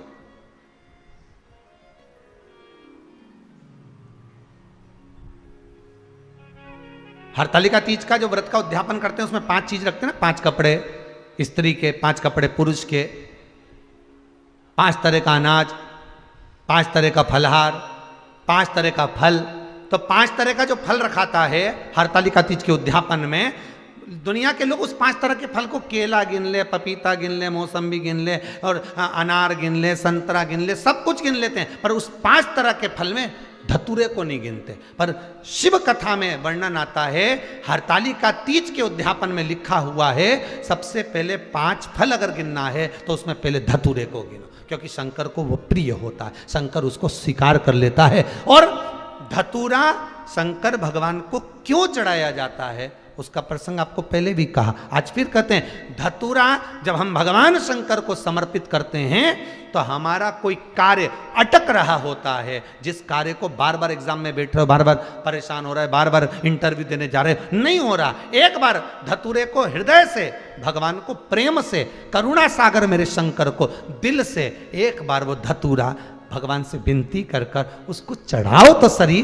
भगवान तुम्हारा कार्य सफल कर देगा। पर दिल से चढ़ाना, हृदय से, मन से, चित्तवृत्ति, इस मन के अनुसार शंकर को समर्पित करिए, हृदय से।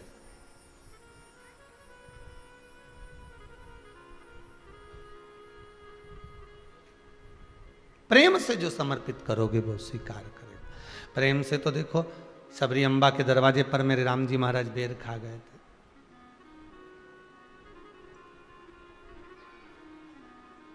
प्रेमवश। कहते हैं प्रेम से प्रभु,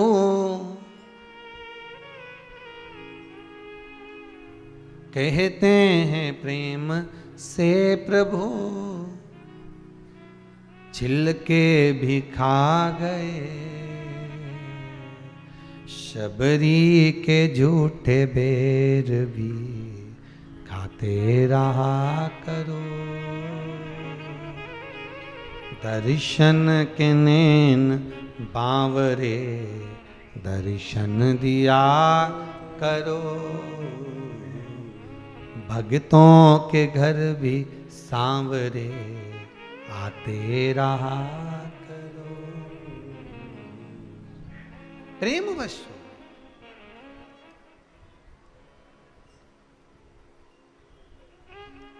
भाव से बुलाओगे क्यों ना आएगा। आना भोलेनाथ हमारे हरि कीर्तन में। आप भी आना संग गौरा जी को लाना। गौरा जी को लाना संग गणपति को लाना। आकर के डमरू बजाना हमारे हरि कीर्तन में। आकर डमरू बजाना हमारे हरि कीर्तन में। अरे आना भोलेनाथ हमारे हरि कीर्तन में। आना भोलेनाथ भाव से हमारे हरि कीर्तन में। आना भोलेनाथ हमारे हरि कीर्तन में। आना भोलेनाथ हमारे हरि कीर्तन में। गाओ से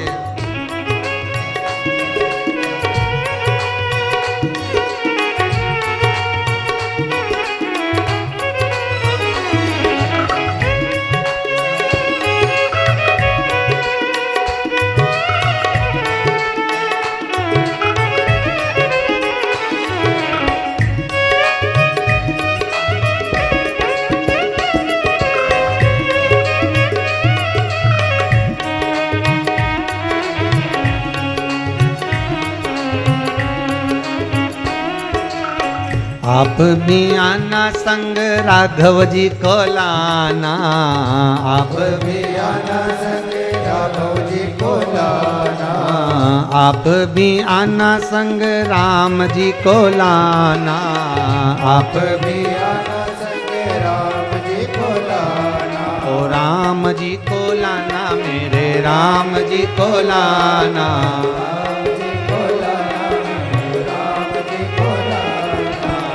आप भी आना संग राम जी को लाना। आप भी आना संग राम जी को लाना। आकर के दरस दिखाना हमारे हरि कीर्तन में। आकर के दरस दिखाना हमारे हरि कीर्तन में। अरे आना भोलेनाथ हमारे हरि कीर्तन में। आना भोले आओ प्रेम से आनंद से ताली से बजते हुए करुणा सागर का स्मरण करते हुए बड़े भाव से।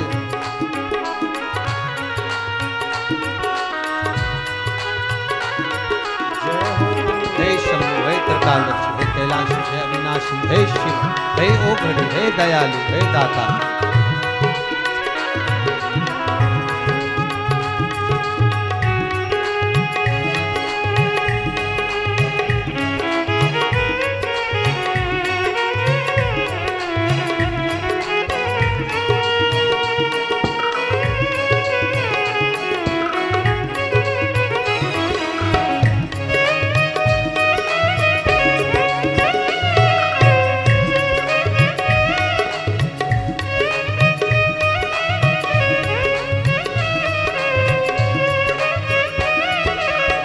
आप भी आना संग में कान्हा जी को लाना।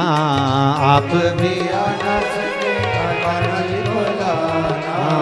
आप भी आना संग में कान्हा जी को लाना। आप भी आना संग में कान्हा जी को लाना। ओ कान्हा जी को लाना मेरे कान्हा जी को लाना। कान्हा जी को लाना मेरे कान्हा जी को लाना। आप भी आना संग में कान्हा जी को लाना। आप भी आना संग में कान्हा जी को लाना। आकर के बंसी बजाना हमारे हरि कीर्तन में। आकर के मुरसी बजाना हमारे हरि कीर्तन में। अरे आकर के बंसी बजाना हमारे हरि कीर्तन में। आकर के बंसी बजाना हमारे हरि कीर्तन में। अरे आना भोले बाबा हमारे हरि कीर्तन में। आना भोले बाबा हमारे हरि कीर्तन में। ओहो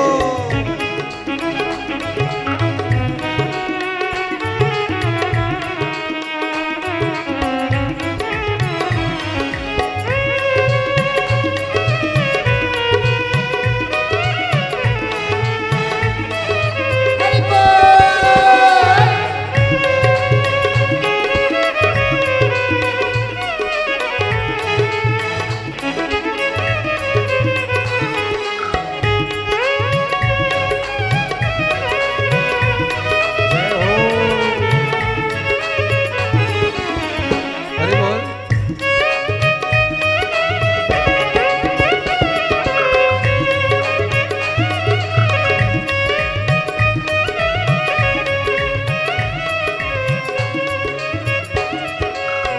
आप भी आना संग में विष्णु जी को लाना। आप आप भी आना संग विष्णु जी को लाना।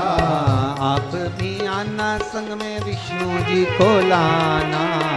आप भी आना आना संग विष्णु जी को लाना। ओ विष्णु जी को लाना। विष्णु जी को लाना।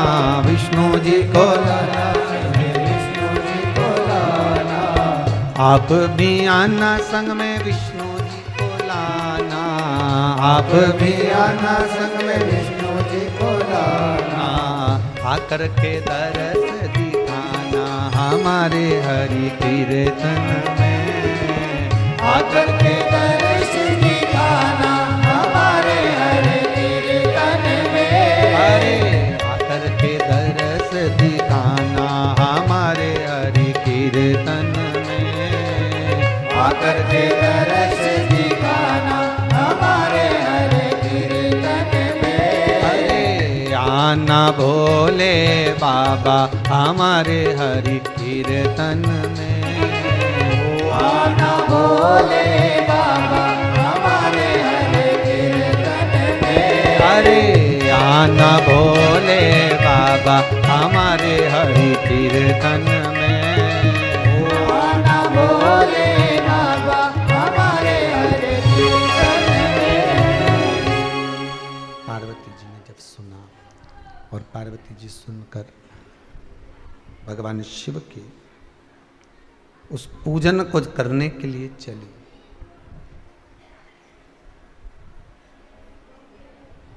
बाल्य अवस्था में जिस पूजन को सुना था वही पूजन पार्वती जी सुंदर भादो मास की शुक्ल पक्ष की हस्त नक्षत्र की तृतीया तीज, जिसको हरतालिका तीज कहते हैं।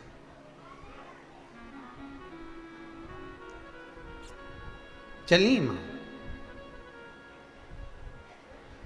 हिमालय राज ने विवाह पक्का कर दिया था माता का, भगवान विष्णु से करूंगा।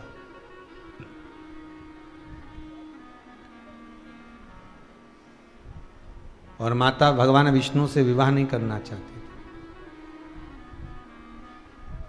माता के मन में तो भगवान शिव बसे हुए थे, करुणा सागर भगवान शंकर बसे हुए थे, फिर कैसे विवाह करती?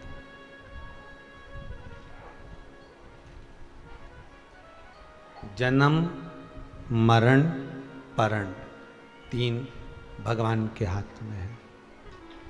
जहां लिखा होगा वहीं होगा, उसके लिए कोई विचार नहीं करना है हमको। मृत्यु का जब लिख दिया उसने तभी जाना है। उससे पहले अगर तुम सुसाइड कर भी लोगे ना, ये बांध बुंदा के और कुछ खा पी के या ट्रेन के नीचे या बस के नीचे कुछ नहीं होना है। अभी भी मंडरा रहे हो, बाद में भी मंडराओगे। बस अंतर इतना है, अभी नीचे मंडरा रहे, उससे ऊपर मंडराओगे। बैकुंठ नहीं जाने वाले, ना नरक। प्रेत की योनि में पड़े रहोगे, भटकते रहोगे। मन में अगर प्लान बना रहे हो तो बिल्कुल छोड़ देना कि मैं तो नहीं मरूं दादा। सियोर वाला महाराज बोला है, मंडराते रहोगे तो का मतलब, इससे तो जीता ही जी मंडरा लो। सही कि गलत है? कभी इधर कभी उधर, काहे को मरे, जीते जी भी मंडराओ चमर। तो इसलिए निवेदन है, फालतू का काम तो करना ही नहीं अपने। मरो मरो सब कोई कहे, मर के देखे कोई, मरो तो ऐसा मरो कि फिर संसार सागर में प्रीति ना होई तो मरो। मालूम पड़े फिर मरे फिर जिंदा, फिर मरे फिर जिंदा, और अगर आड़े टेढ़े मर गए तो ऊपर ही मंडराते रहो। बीच में पृथ्वी से भगवान के बीच में, ना ऊपर के रहे ना नीचे के रहे।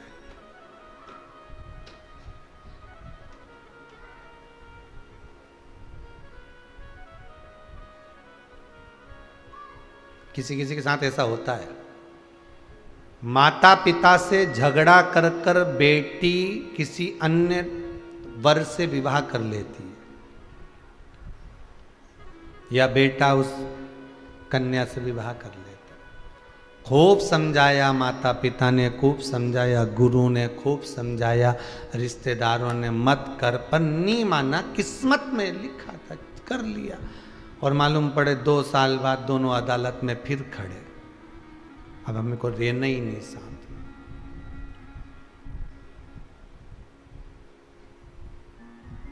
मंडरा रहे, पहले भी मंडरा है, ऊपर भी जाने के बाद क्या मतलब।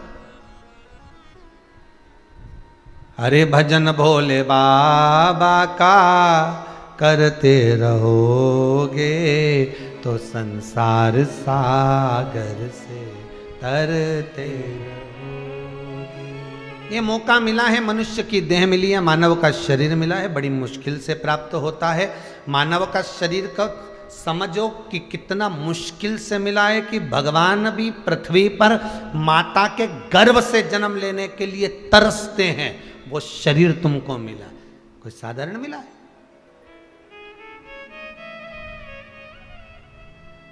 जब इस मनुष्य शरीर को पाकर कोई भगवान की कथा सुनता है ना, भगवान का भजन करता है ना, दान करता है, पुण्य करता है, संकीर्तन करता है ना, तो देवता उनको भी ईर्ष्या होने लगती है तुम्हारे भजन से, कि इतना भजन कैसे कर रहा है, दान पुण्य कैसे कर रहा है, नाम जाप कैसे कर रहा है, नाम स्मरण कैसे कर रहा है, नाम कीर्तन कैसे कर रहा है। इंद्र भी सोचते हैं कि भजन में कैसे डूबेगा। मनुष्य का शरीर बड़ी मुश्किल से मिलता है, और मिल गया, और उसमें साथ भजन मिल जाए, उसके साथ में भजन मिल जाए, कथा मिल जाए, सत्संग मिल जाए, संकीर्तन मिल जाए, नाम स्मरण मिल जाए, बड़ा मुश्किल। पार्वती मैया ने सोच लिया कि पिताजी भगवान विष्णु से विवाह करना चाहते हैं, ये अपनी सहेली के साथ एक गुफा में प्रवेश कर गई, आई।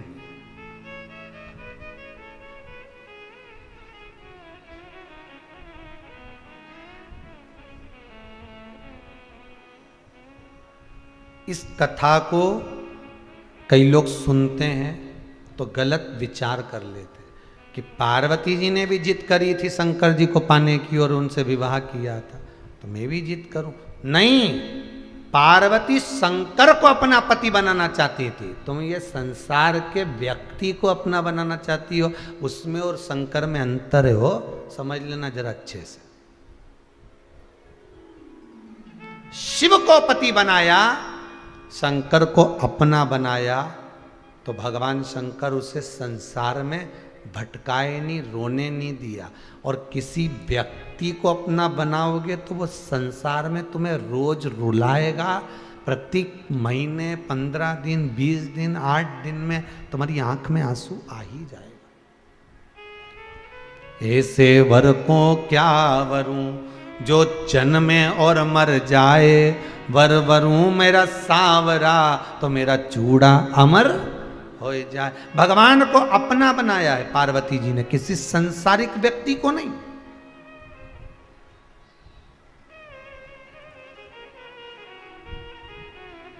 अपना बनाया है तो भगवान को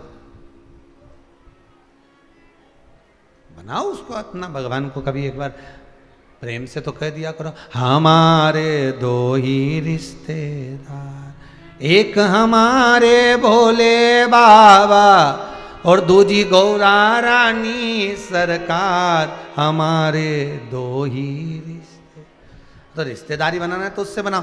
दुख भी आए तो सामने खड़ा हो जाए, सुख भी आए तो सामने खड़ा हो जाए, प्रेम आनंद करुणा और वात्सल्यता लुटाता रहे, वो शिव है। चली माता पार्वती वन में प्रवेश कर गई। वन में प्रवेश कर कर उन्होंने सुना था देवऋषि नारद के मुख से, पूर्व का भी भान था, ज्ञान था। बालू रेत का शिवलिंग बनाया। काय का शिवलिंग बनाया? बालू रेत, बालू का शिवलिंग बनाया।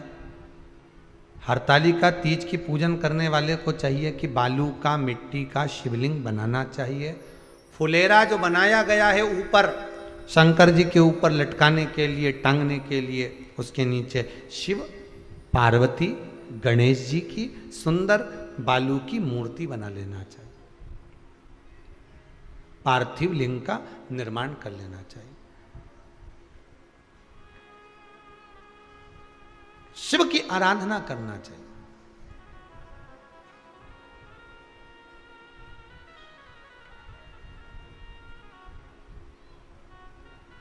जो फल आपके पास में हो शंकर को समर्पित करना चाहिए, पूजन करना चाहिए,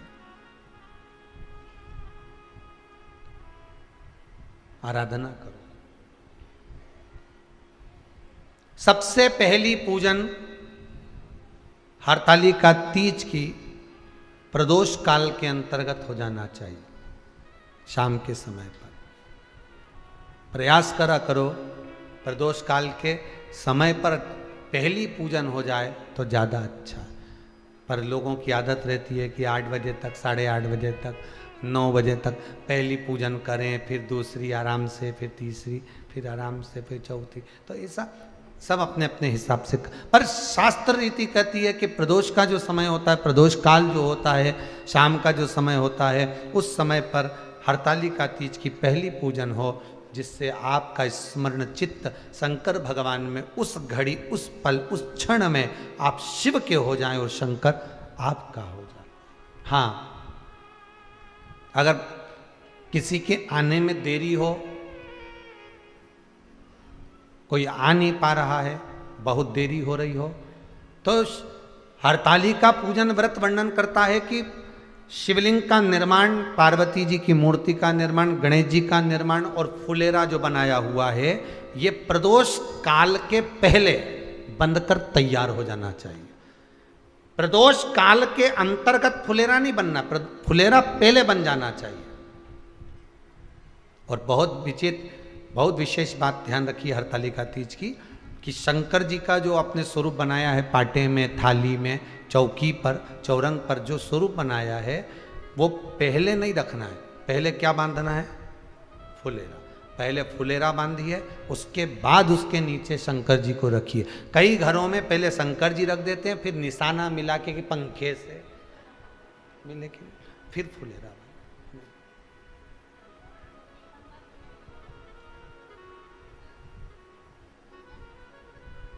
हरतालिका तीज व्रत का वर्णन स्वयं शंकर भगवान ने भी पार्वती को इस कथा को सुनाया है। आप जब हरतालिका तीज की कथा सुनेंगे, पढ़ेंगे, आपके घर में अगर किताब होगी तो उसमें आप स्मरण करेंगे तो उसमें भी वर्णन आता है। शिव से पार्वती जी पूछ रही हैं कि मैं आपको बार बार प्राप्त हुई हूं और आप मुझे बार बार प्राप्त हुए, ऐसा कौन सा व्रत है जिसके बल पर आप मुझे मिल रहे हो? तो शंकर भगवान कहते हैं वो है हरतालिका व्रत। हस्त नक्षत्र में जो तृतीया पड़ी है भादो के शुक्ल पक्ष, वो उसके फल से मैं मिला। अब जो हरतालिका तीज का पूजन करते हैं तो उनके लिए हो गया। अब दूसरे के लिए भी सुन ले। जो नारी हरतालिका तीज का पूजन नहीं करती, व्रत नहीं करती, साधना नहीं करती, उसके लिए भी कहा गया कि आप अगर ये व्रत नहीं करते हो तो एक कार्य जरूर करना, कहीं पर फुलेरा बंधा हो, हरतालिका की पूजन हो रही हो, 5 मिनट 10 मिनट निकालकर अपने आसपास के किसी पौधे में से पत्तियां लेकर या पुष्प लेकर 5 वृक्ष की पत्ती या 5 वृक्ष के पुष्प लेकर शंकर भगवान को जब पूजन हो रही हो, 5 मिनट माताएं जब पूजन कर रही हों, तब आप भी उस पुष्प को, उस पत्तियों को शंकर को समर्पित कर सकते हो। ये नहीं चढ़ा सकते तो 5 फल नहीं चढ़ा सकते तो 5 कुछ भी पुष्प आदि का आप शिव को समर्पित करो, पर करो। अब कई लोग कहते हैं हम व्रत नहीं रखते तो भी चढ़ा सकते, बिल्कुल। हरतालिका तीज का पूजन, शंकर की आराधना तुम्हारे मोहल्ले में, तुम्हारी कॉलोनी में, तुम्हारी सोसाइटी में कहीं तो होती होगी। जितने लोग आस्था पर सुन रहे हो, कोई तो तुम्हारे यहाँ करता होगा। 5 मिनट उसको कह दो कल हरतालिका पूजन कब है, तो वो बोलेंगे इतनी तारीख को। अच्छा, अब हमको सूचना दे देना, हमको थोड़ा सा भगवान को प्रणाम करना है, नमन करना है, उनको दंडवत करना है, उनको साष्टांग करना है।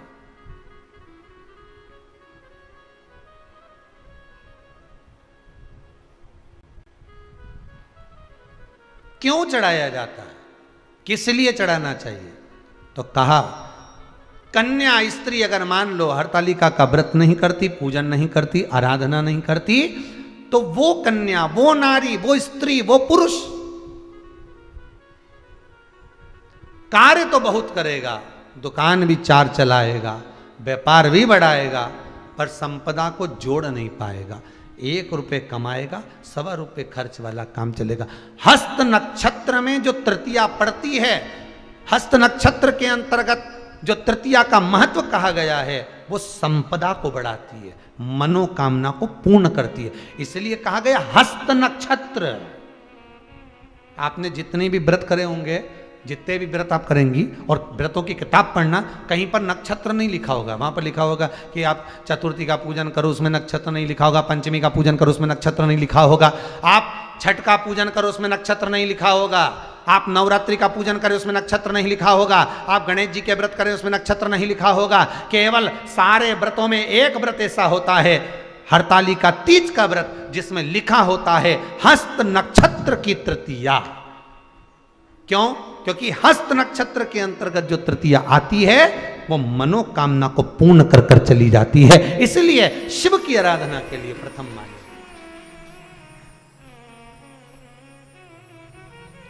शिव स्मरण करा,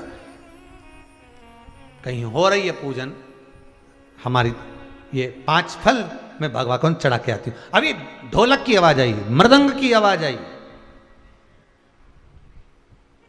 जब माताएं पूजन करती है तो रात्रि भर जागरण भी करती है ना, तो रात भर ढोलक पीट पीट के तो भजन गाती है। तांबा का हंडा तातो धरो पानी नीनाय बोला नवा।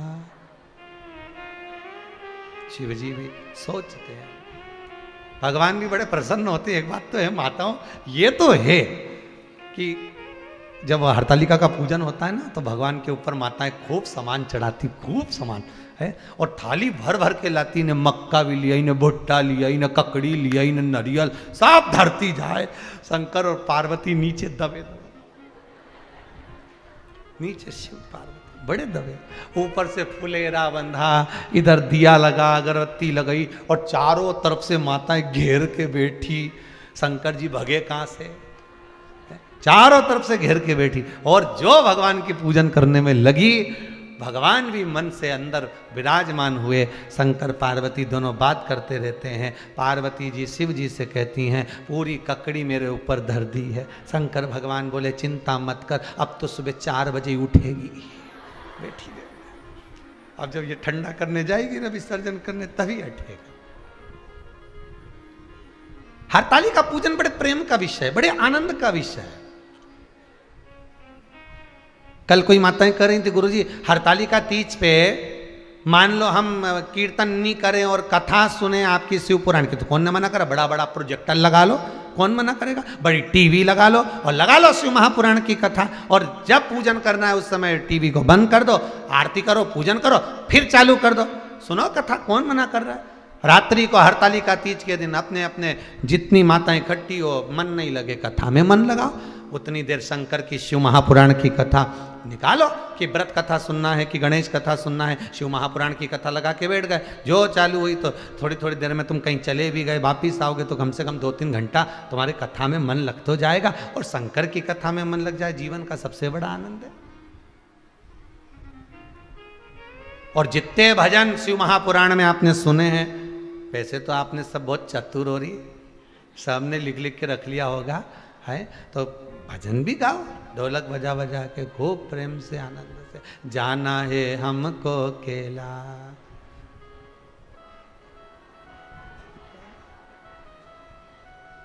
स्मरण करो, भजन करो, चित्त करो, धारण करो।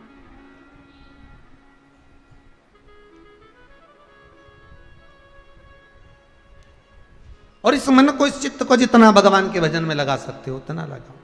कहा हस्त नक्षत्र में किया गया दान, हस्त नक्षत्र के अंतर्गत तृतीया के दिन किया गया पुण्य, हस्त नक्षत्र में तृतीया के दिन किया गया श्रृंगार, हस्त नक्षत्र में तृतीया के दिन करा गया अपना सुंदर सिंदूरा, भगवान का आनंद प्रदान कर देता, अखंडता देता।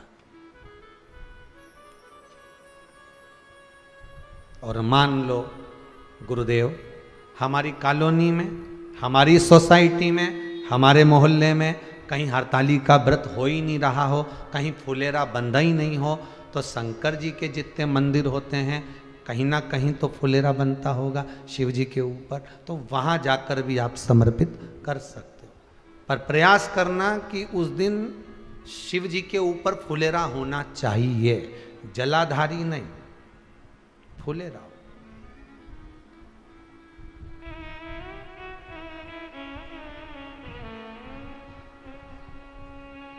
उस दिन फुलेरा बना, शिव का स्मरण करो।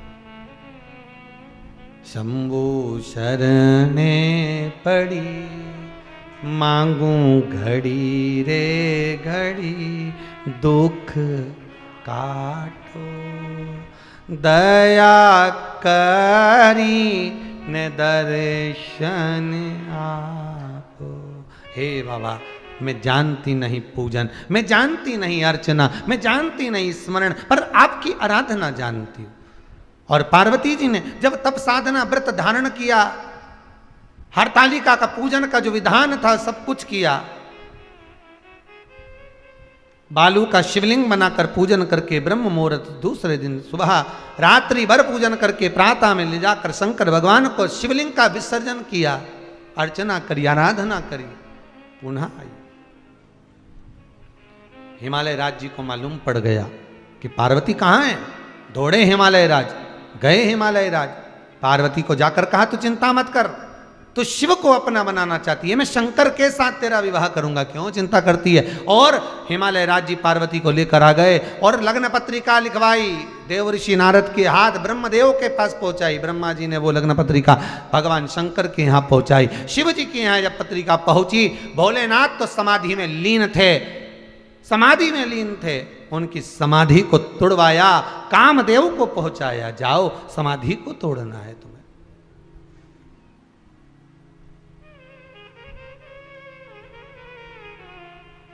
सती के पति भगवान शिव हैं, रति के पति कामदेव हैं, दोनों साडू भाई हैं। व्यक्ति का जब अहंकार आता है तो कोई अपना ही तोड़ के जाता है। दुनिया के किसी व्यक्ति में दम नहीं चक्रव्यूह रच ले तुम्हारे लिए, याद रखना। पुराना इतिहास उठाकर देख लो, महाभारत से लेकर आज तक का चक्रव्यूह कोई तुम्हारा अपना ही रचता है, दुनिया का कोई व्यक्ति नहीं रचेगा जो तुम्हारे रचेंगे अपने। महाभारत में भी अपनों ने चक्रव्यूह रचा था, एक अभिमन्यु को पकड़ने के लिए, एक को साधने के लिए, घेरने के लिए। कोई दूसरा चक्रव्यूह नहीं रचता, जो तुम्हारे साथ रहता होगा, तुम्हारा अपना होगा, तुम्हारे मिठास में परिपूर्ण होगा, तुमको बर्बाद करने के लिए चक्रव्यूह वो रचेगा, कोई दूसरा नहीं रच सकता।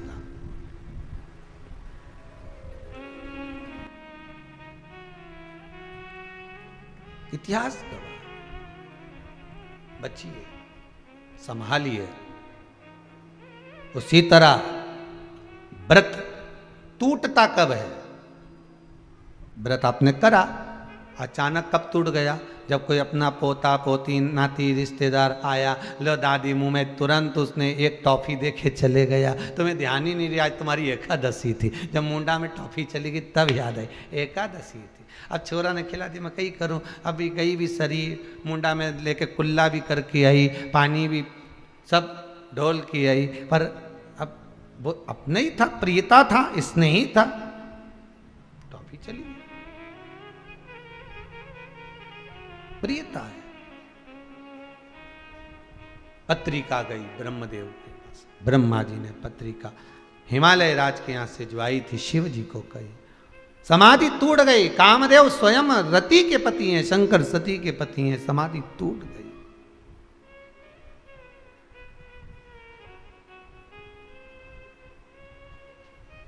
और जब समाधि टूटी, तीसरे नेत्र द्वारा कामदेव जलकर भस्म हुए। शंकर भगवान की सुंदर बारात चलने की तैयारी हुई। शिव दूल्हा बने हैं, पार्वती दुल्हन बनी।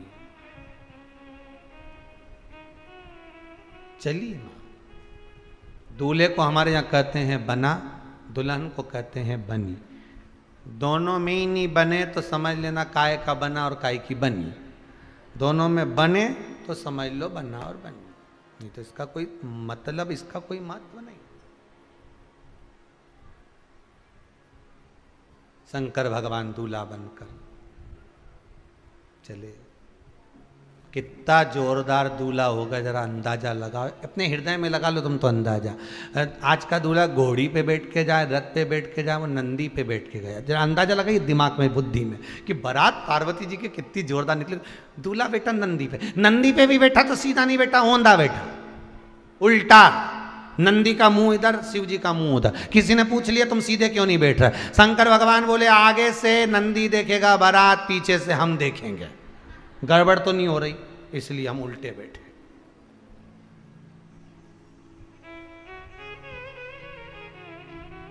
अच्छे अच्छे ब्यूटी पार्लर वालों को सूचना दी गई कि इनके केस सुलझाओ।